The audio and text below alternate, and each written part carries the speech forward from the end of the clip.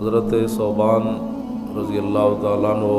کہتے ہیں کہ نبی علیہ الصلوۃ والسلام نے ارشاد فرمایا کہ یوشک الامم ان تداع علیکم کما تداع العاقلۃ الی قصاتھا، کافروں کے سارے گروہ اور گمراہوں کے سارے گروہ یہ سارے اکٹھے ہو جائیں گے اور میری امت پر ٹوٹ پڑیں گے جس طرح بھوکے لوگ پلیٹ پر ٹوٹ پڑتے ہیں۔ یہ حضور نے فرمایا۔ ساری دنیا کے کافر اور ساری دنیا کے گمراہ، جتنے بھی فرقے باطل، سوشلسٹ ہوں یا کمیونزم والے ہوں یا لبرلزم والے ہوں یا این جی اوز ہوں یا اپنے منافق ہوں یا بیگانے ہوں، سارے حضور نے فرمایا کہ سارے کے سارے مل کر میری امت پر ایسے ٹوٹ پڑیں گے جس طرح بھوکے پلیٹ پر ٹوٹ پڑتے۔ تو صحابہ اکرام میں سے ایک صحابی نے عرض کی، فقال قائل ومن قلۃ نحن یومئذ، حضور پھر آپ کی امت اس وقت اتنی چھوٹی سی رہ جائے گی، پلیٹ بن جائے گی، اتنی تعداد ان کی کم ہو جائے گی کہ پلیٹ بن جائیں گے، پوری دنیا ان کو کھانے کے لیے پھر دوڑ پڑیں گے، ایسے والے حالات ہو جائیں گے،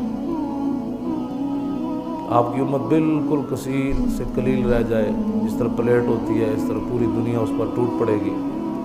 تو نبی علیہ السلام نے فرمایا قال بل انتم یومئذ کثیر، فرمایا نہیں میری امت کی تعداد اس وقت بہت زیادہ ہوگی۔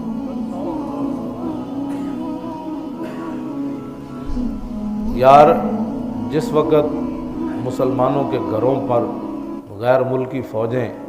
تلاشیاں لیں، جس وقت مسلمانوں کا نصاب تعلیم کافر بنائے،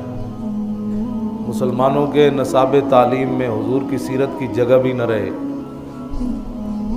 قرآن بھی نکل جائے، حدیثیں بھی نکل جائیں، محمد بن قاسم کی جگہ بھی نہ رہے، صلاح الدین ایوبی کا تذکرہ بھی ختم کر دیا جائے، محمود غزنوی کا نام لینا بھی دہشت گردی بن جائے، تو یہی پلیٹ ہے۔ اور پلیٹ کیا ہے؟ ہو مملکت خدا داد پاکستان تو پگڑی پہن کر تصویر اچھی نہ آتی ہو، یہی پلیٹ ہے۔ اور پلیٹ کیا ہے؟ امرتسر کے سکھ پگڑی پہن کر فوٹو کھنچوائیں تو ان کی ٹھیک آئے، اور حضور کی امت کے علماء فوٹو کھنچوانے جائیں آج عمرے کے لیے تو کہیں جی پگڑی اتار دو، تو یہی پلیٹ ہے۔ اور پلیٹ کیا ہوگی؟ ہو مملکت خدا داد پاکستان اور اللہ کے گھروں سے سپیکر اتر جائیں کہ اس سے اللہ اکبر کہنے سے فرقہ واریت پھیلتی ہے، میلاد شریف کے جلسے کے لیے بھی 100 چکر تھانے کے لگانے پڑیں، جہاں 24 گھنٹے عزتوں کے سودے ہوتے ہوں، قتلوں کے سودے ہوتے ہوں، منشیات لفظ نہیں ہوتا، منشیات بیچنے اور خریدنے والے وہاں کرسیوں پر براجمان ہوں، اور غنڈے اور بدماش تھانوں میں بیٹھ کر شرفاء کے فیصلے کریں، اس تھانے میں جا کر بار بار کہنا پڑے کہ نہیں جی ہمیں میلاد کرنے کی اجازت دے دی جائے، تو یہی پلیٹ ہے۔ اور پلیٹ کیا ہونی ہے؟ یہی وہ پلیٹ ہے مسلمانوں کی جس پر وہ سارے ٹوٹ پڑیں گے کہ میلاد شریف کا جلسہ جو ہے اس کا سپیکر کی آواز بھی باہر نہیں جانی چاہیے، اور جشن بہاراں کے لیے سبزہ زار کے اندر لکیرانی سرکس لگ جائے اور خود حکومت لگوائے، اور میلاد شریف کے جلسے کے سپیکر اٹھا کر پولیس لے جائے، تو یہی پلیٹ ہے۔ اور پلیٹ کس کو کہتے ہیں؟ یہی پلیٹ ہے جو حضور نے فرمایا کہ میری امت کو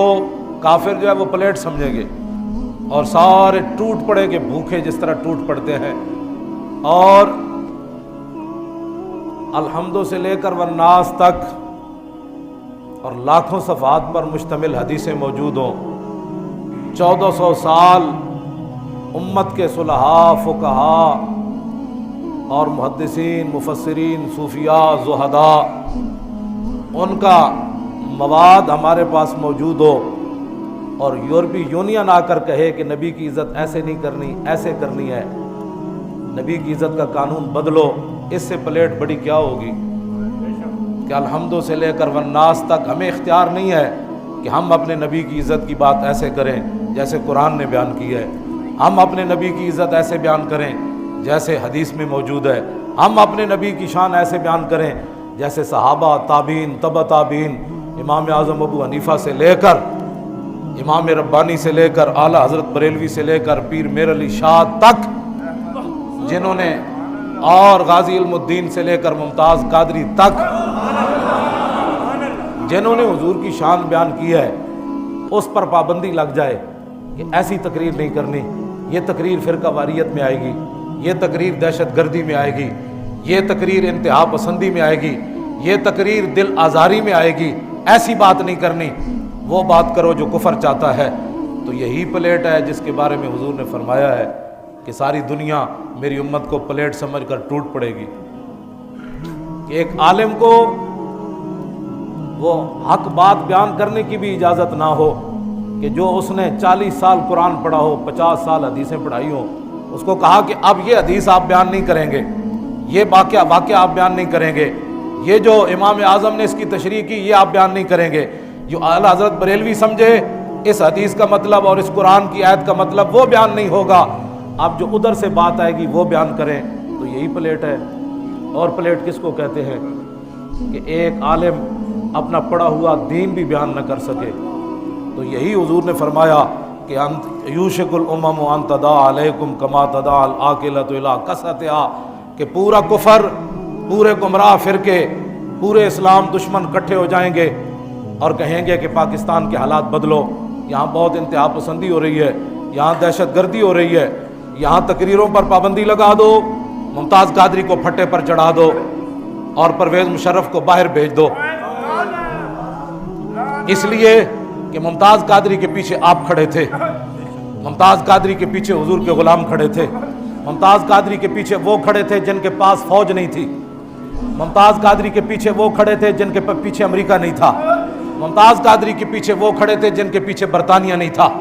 ممتاز قادری کے پیچھے وہ کھڑے تھے جن کا سربراہ نواز شریف نہیں تھا، اس لیے ممتاز قادری پھٹے چڑھ گیا۔ تو یہی یوشک الامم ان تداع علیکم کما تداع العاقلۃ الی قصتھا، کہ ساری دنیا اکٹھے ہو کر میری امت پر ٹوٹ پڑے گی کہ تم دین بھی بیان نہیں کر سکتے، تم اتلے سپیکروں میں اذان بھی نہیں دے سکتے، تم مصطفیٰ جان رحمت پڑھو گے تو یہ بھی سپیکر کا غلط استعمال ہے،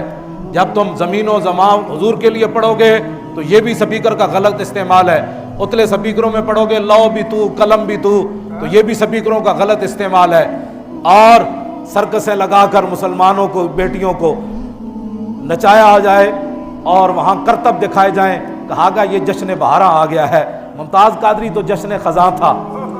اس نے تو خزاں والا کام کیا نا، اس نے تو حضور کی عزت پر پہرا دیا، تو اس نے تو ملک کے اندر خزاں لایا، ہم نے اس کو شہید کر کے اب لکی ایرانی سرکسیں دیکھو اور کڑیوں کو ناچتا ہوا دیکھو، مسلمانوں کی بچیوں کی ٹیمیں کرکٹ کی اور ہاکیوں کی بنا کر پینٹیں پہنا کر سروں سے اتروا کر کافروں کے پاس بھیجو کہ اسلام کا چہرہ یہ ہے، وہ نہیں ہے جو ممتاز قادری نے دکھایا ہے۔ تو یہی یوشک الامم ان تداع العاقلۃ الی قصتھا، حضور نے فرمایا کہ سارے دنیا کفر اکٹھی ہو جائے گی اور میری امت پر ایسے ٹوٹ پڑے گی کہ جس طرح بھوکے جو ہے وہ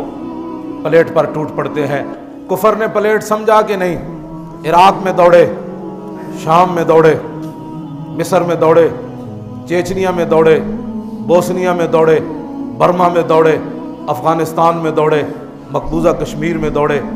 پاکستان جو حضور کے نام پر بنا تھا یہاں محافظ ناموس رسالت کو رات کی تاریکی میں پھٹے پر چڑھا دیا۔ اب بتاؤ جو میرے آقا نے فرمایا کہ میری امت کو پلیٹ سمجھ پر ساری دنیا دوڑے گی، دوڑی کہ نہ دوڑی، اور ہم پلیٹ بنے کہ نہ بنے، ہم پلیٹ بنے کہ نہ بنے، بنے پلیٹ کے نہ بنے، ہاں جی، اپنے نصاب سے ہر چیز انہوں نے نکال دی اور حقوق نسواں بل جو ہے اس کو پیش کر دیا گیا، عورتوں کے حقوق کو بہانے عورتوں کو بے لگام کر دیا گیا، عورتوں کے حقوق کے بہانے مسلمانوں کے گھروں میں فساد برپا کرنے کا ایک بہت بڑا جو ہے وہ پلان تیار کر دیا گیا کہ عورت جب چاہے اپنے مرد کو گھر سے کان پکڑ کر نکال سکتی ہے۔ تو بتاؤ کوئی آدمی غیرت مند ہوگا، جب وہ اپنے گھر میں آئے گا اس کی بیوی کہے گی نکل جاؤ، تو غیرت مند اس کو 3 طلاقیں دے گا، یہ جوتے کھا کر گھر سے نکل جائے گا۔ یہ کتنی بڑی سازش ہے حضور کی امت کے خلاف۔ الرجال قوامون علی النساء، قرآن کی نص ہے کہ حاکم تو مرد ہیں، عورتیں نہیں ہیں۔ جب قرآن کے الٹ بنایا جائے گا ہاں جی کہ مرد عورت جا کر کہ نکل جاؤ میرے گھر سے، پولیس کو بلا کر اس کے گھر سے بھی نکلوا سکتی ہے، تو بتاؤ یہ حضور کی امت کے خلاف اس سے بڑی کوئی سازش کائنات میں ہو سکتی ہے؟